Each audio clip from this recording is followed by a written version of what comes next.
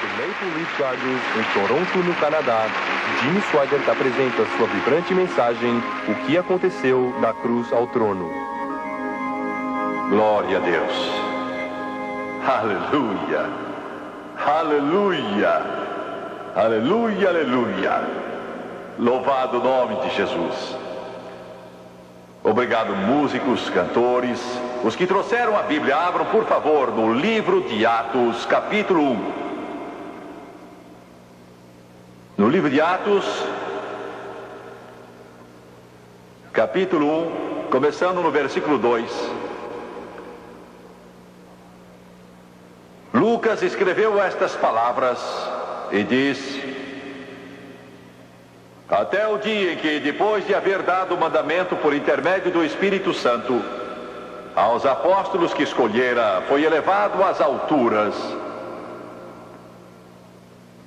A estes também, depois de ter padecido, se apresentou vivo com muitas provas incontestáveis, aparecendo-lhes durante 40 dias e falando das coisas concernentes ao reino de Deus.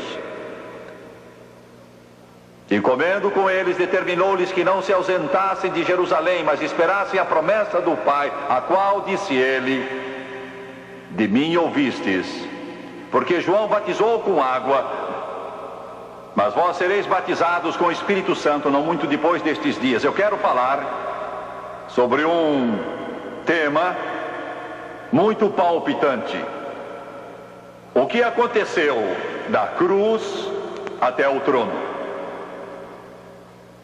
Da hora em que Jesus morreu até a hora, 40 dias depois, em que, depois da ressurreição, ele ascendeu do Monte das Oliveiras e voltou à glória. O que aconteceu nestes 40 dias e 40 noites? O que aconteceu da cruz até o trono? Esta é a mais emocionante história para a raça humana que lábios humanos já contaram, ou que o coração humano jamais sentiu. O que aconteceu da cruz até o trono? Construímos uma igreja e uma escola bíblica há algum tempo na pequena cidade de Waterloo, bem perto da grande metrópole de Bruxelas, capital da Bélgica. Bruxelas e Waterloo estão interligadas como se fossem uma cidade.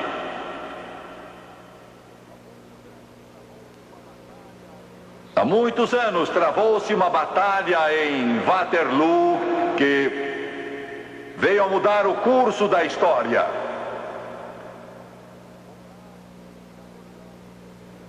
Foi lá que Napoleão enfrentou Wellington, o mais poderoso general que a Grã-Bretanha já teve, e Napoleão, que alguém chamou o arcanjo da guerra. Era a chance de Napoleão dominar o mundo. Se ele derrotasse Wellington em Waterloo, o mapa do mundo teria sido bem diferente. O futuro da humanidade teria sido diferente. E ele chegou perto de conseguir. Eu estive lá há dias nesse campo de batalha, onde quase 150 mil soldados morreram naquela terrível batalha de algumas horas. Wellington ocultou suas tropas ao longo de uma estrada, com aterros de um lado e do outro, e por uma outra razão, sabida só por Deus, Napoleão, ele não compreendeu bem o que estava lá. Quando lançou o ataque, as forças mais poderosas da face da terra, a excelente guarda napoleônica que dominou toda a Europa, ela encontrou um muro e foi rechaçada. Napoleão não cedeu nada. Por uma razão desconhecida, ele continuou dando a ordem de avançar, de ir em frente, ir em frente, ir em frente. E seu exército foi desbaratado. E Napoleão foi feito prisioneiro. E ali se desfez todo o seu império. E em Londres, no alto de um edifício, porque isso foi antes do telefone e do telégrafo, ergueram grandes letreiros que diziam: derrota total, mas surgiu um forte nevoeiro e cobriu o letreiro. E então milhares e milhares de londrinos gemeram, choraram, mulheres desmaiaram, pensando que Wellington tinha sido derrotado, mas de repente aquele nevoeiro foi levado pelo vento e o sol começou a brilhar e apareceu o restante da mensagem: derrota total de Napoleão. Há 2000 anos atrás, Satanás resolveu conquistar e dominar este mundo, e a terra estava em jogo. E todos os seus habitantes, todas as crianças que viessem a nascer, tão úteis, tão importantes, tão valiosas, que Jesus disse: uma alma vale mais que o mundo todo. O magno conflito, morte contra a vida, pecado contra a salvação, inferno contra céu, trevas contra a luz, se desenrola em um monte.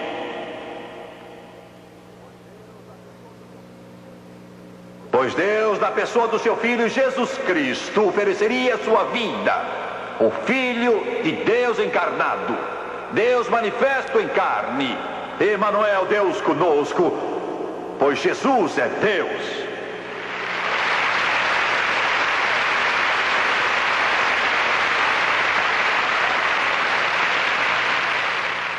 Ele seria pendurado num monte. Ele morreria como ninguém já morreu. Ele sofreria como ninguém nunca sofreu. Ele tomaria sobre si, tornando-se oferta pelo pecado, todos os pecados do homem, para que fôssemos livres.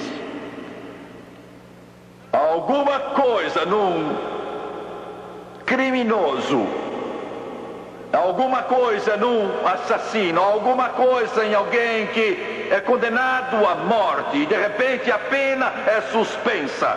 Não há nenhum drama que se desenrole desta maneira. Eu vi na televisão há pouco tempo atrás 3 homens numa certa penitenciária que eram assassinos, eram culpados, não havia dúvida sobre isso, foram condenados à morte na cadeira elétrica. As câmaras mostraram suas celas, porque algo havia acontecido. Não há pungência, não há drama, não há momento, não há nada que possa representar esta cena. Condenados à morte na cadeira elétrica, mas houve suspensão. O governador do estado disse: eu comuto a pena de morte para a vida. E eu vi esses homens com lágrimas rolando da sua face, se ajoelharem e agradecerem a Deus.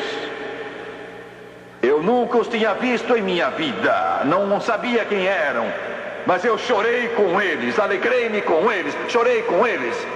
Sabe por quê? Porque há 2000 anos Jimmy Swaggart estava condenado a ir para o inferno e não haveria perdão, não haveria esperança para ele. Mas o Senhor Jesus Cristo comutou a sentença de morte para a vida e tomou o meu lugar e sangrou e sofreu e morreu numa cruz para que eu fosse salvo. Foi o meu maior momento. Os jornalistas podem zombar, Hollywood pode tentar representar isso, mas não podem nem chegar perto daquilo que se deu naquele dia. Porque naquele dia tão tenebroso, eles o penduraram numa cruz e Satanás sentiu uma alegria infernal. O inferno deve ter zombado, as trevas devem ter triunfado e a morte deve ter rido. Deus ia morrer. Mas espere só, diabo, o domingo vem aí. Glória, aleluia, aleluia. E a horrível, medonha, monstruosa, infernal agonia. A morte senta no seu trono, suprema sobre a humanidade. Mas espere um pouco, morte, o riso vai morrer na sua garganta, porque o domingo vem aí. Eu estou aqui para dizer que apesar do mundo hoje, eu estou aqui para dizer que a dor e sofrimento hoje, eu segurei muitas criancinhas em meus braços e vi os olhos deles embaciados de fome. Olhei para seus corpos esqueléticos, segurei suas mãos e vi os seus bracinhos frágeis. Pus os meus dedos no seu rosto e encostei meu rosto no delas, sabendo que iam morrer, não por causa de uma terrível doença, não por causa da leucemia que ataca tantas criancinhas, nem por causa de câncer, mas por falta de algum alimento, um pouco de pão, alguma coisa. E eu as acheguei a mim pensando se elas sabiam, pensando se elas sentiam, pensando se elas entendiam. Diabo, é sexta-feira, mas o domingo vem aí. O domingo vem. A dor, a doença, o sofrimento, o crime, a guerra, o ódio estão no mundo hoje, mas o domingo vem. Estou aqui para dizer que o mundo não vai explodir numa agonia de poeira termonuclear, não vai morrer pelas mãos de um maluco qualquer, mas estou aqui para lhes dizer que Jesus vai voltar, o Rei dos Reis e Senhor dos Senhores vai voltar. Ele terá a última palavra, terá a palavra final, cantará o último hino, ele dirá a palavra final. Jesus Cristo, o Senhor da glória, o Rei do céu já triunfou e ele vai voltar outra vez. Satanás vai atacar, mas acabará sendo derrotado. E Satanás foi derrotado. Foi derrotado no Calvário 2000 anos atrás. Nunca houve um momento como o da ressurreição de Jesus. Palavras não podem expressar, o coro aleluia não pode cantá-lo, a língua do pregador não pode dizê-lo, o coração da criança não pode sentir. Em toda aquela glória da ressurreição, quando o sol surge esplêndido, o Filho de Deus saiu daquele túmulo e os anjos disseram: não está aqui. Mas se vocês estão procurando os ossos naquela cripta, se estão procurando nos mausoléus, se estão buscando entre os mortos, não está aqui. Se o estão buscando entre os mortos, entre aqueles que já partiram para o além, não está aqui. Mas se vocês estão procurando nesta sepultura, a sepultura em Jerusalém não está aqui, já ressuscitou. Glória. Eu clamo, eu canto, eu acordo todo dia e digo: ele está vivo.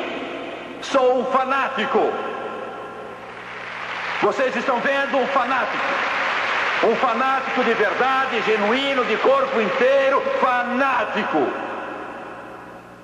Glória a Deus, ele enche meu ser, ele domina toda a minha vida. Não está morto, está vivo, não está no túmulo, ele está sentado à mão direita do Pai, sua missão cumprida, intercedendo a favor dos santos. Satanás está derrotado, a morte já foi vencida, a sepultura foi conquistada e Jesus Cristo vive.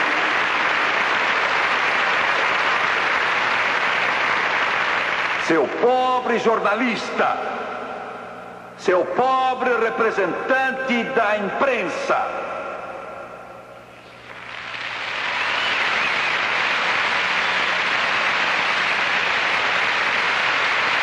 você escreve a respeito de um grande jogo qualquer de futebol, e você diz: mas que página brilhante!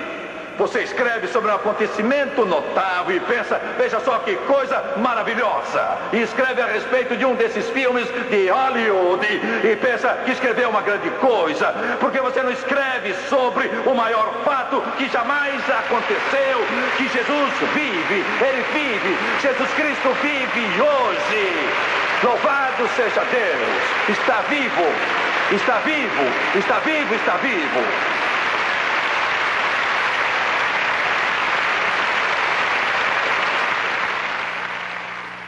Meu Deus, isso faz você gritar. Isso faz o mundo gritar. Eu não entendo alguns de vocês. Vocês estão aí.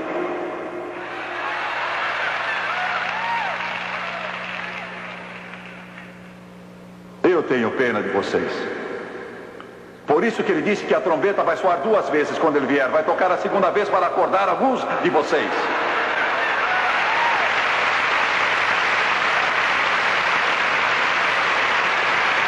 Aleluia! Que pensamento! Jesus trouxe salvação perfeita, vitória sem vitória. Ainda que Satanás ataque, a graça de Deus nunca falha. Vitória sem vitória. Pois bem, esta é a introdução da minha mensagem.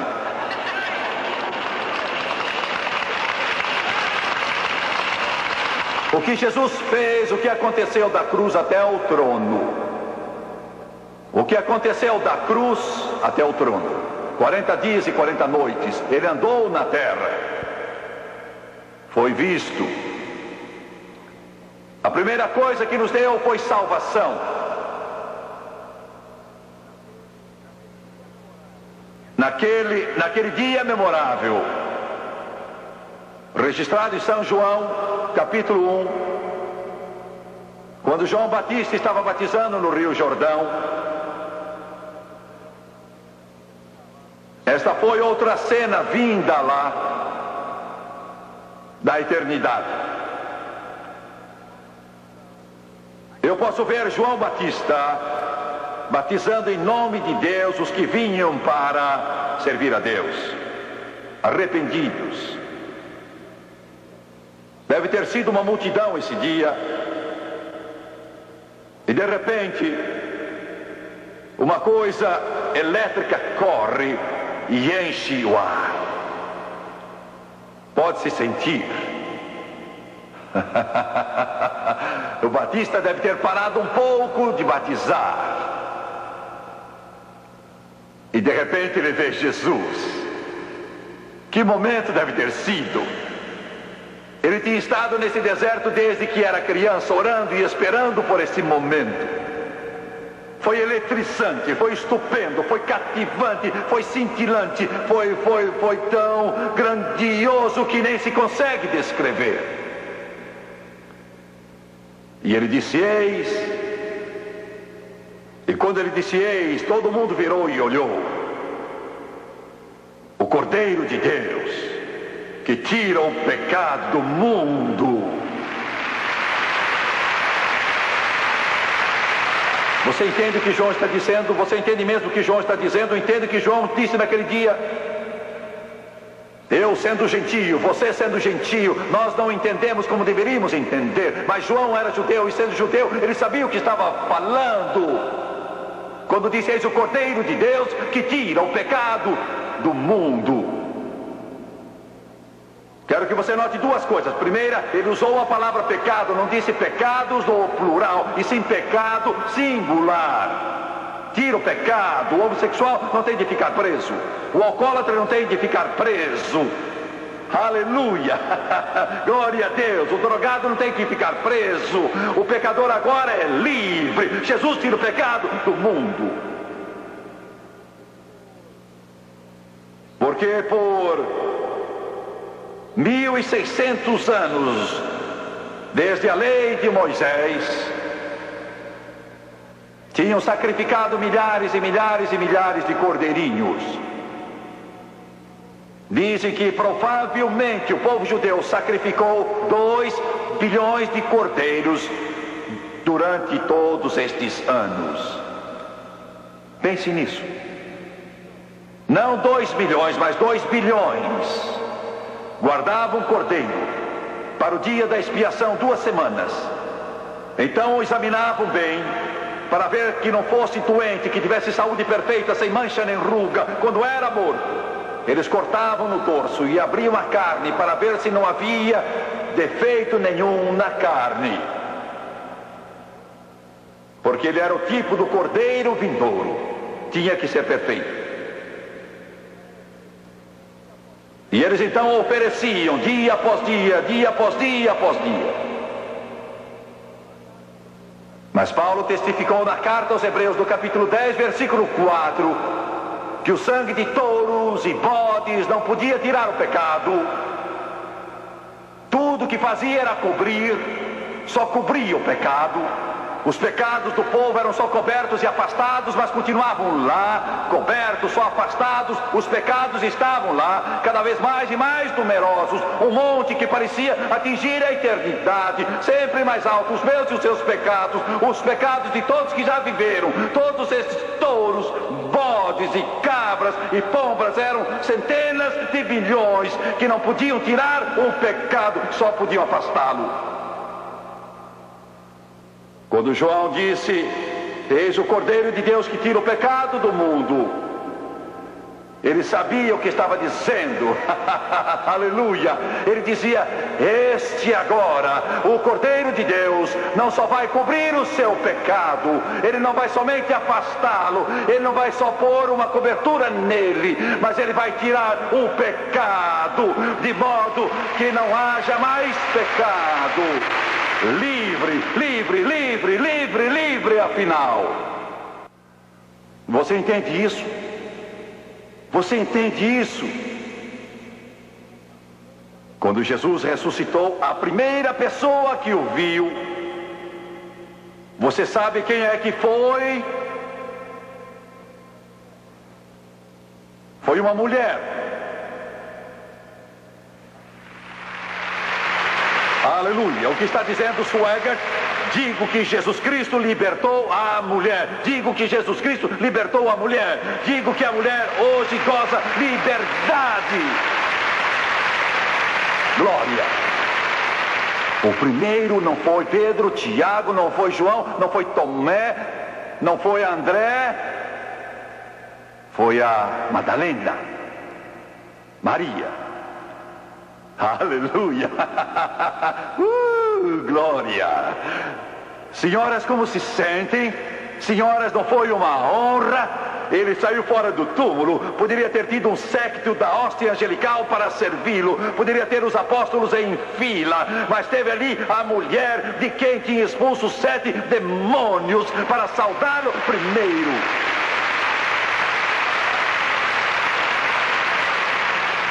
E com isso diz: seja quem você for, ele pode mudá-lo. Seja você quem for, ele pode libertá-lo. Seja quem for, ele pode salvá-lo. Você está assistindo pela manhã, está assistindo à noite, você está assistindo homossexual e a sua consciência está roendo. E você morre aos poucos e já não aguenta mais. E você não sabe o que fazer. Eu sei de um que pode libertá-lo, que pode mudá-lo. Nesta hora, pelo poder de Deus, não uma reabilitação psicológica, mas um milagre, mudança instantânea pelo poder do Todo-Poderoso. Glória! Um senhor me escreveu há dias e disse: Jimmy Swaggart, aqui está o meu último dinheiro que costumo gastar com bebida. Estou mandando a você, para você pregar na televisão, e com a ajuda de Deus eu nunca mais vou beber nada. Eu já esbanjei 10 fortunas, estou arruinado, mas pedi que Jesus me viesse salvar. Você treme, sofre de delirium tremens, mas Ele pode libertá-lo agora, agora mesmo, miraculosamente agora.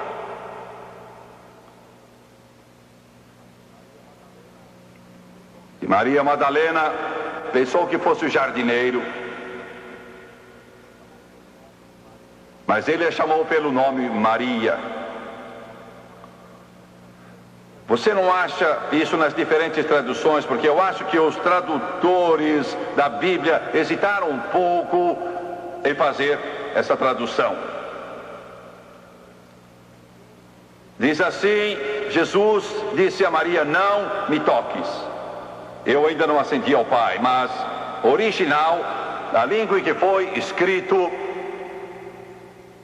é um pouco diferente.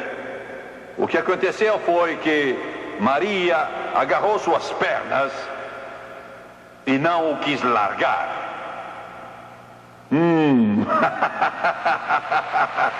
Glória! Eu não a culpo. E então o original diz que ela segurou Jesus Cristo. Ela segurou Jesus Cristo. Ela segurou com força. Meu Senhor estava no túmulo, mas agora vive. Ele está aqui, eu não vou soltá-lo. Aleluia, aleluia, glória a Deus. Aleluia, aleluia, aleluia, aleluia. E disse Maria: deixe que eu vá, porque tenho que ir para a glória e lá oferecer meu sangue no propiciatório. Tenho que ascender a meu Pai, seu Pai, e vou penetrar no Santo dos Santos, e vou levar o meu sangue que derramei no Calvário, e vou oferecê-lo no propiciatório. Você precisa me largar, Maria. Glória a Deus, não culpa Maria. Este Jesus a quem sirvo não é uma palavra vazia, não é um nome para um hino, não é molde para uma estátua. Ele vive, ele me libertou, mudou meu coração, mudou minha vida. Sim, sou fanático por ele, sim, sou um pouco maluco por ele. Não culpo Maria Madalena.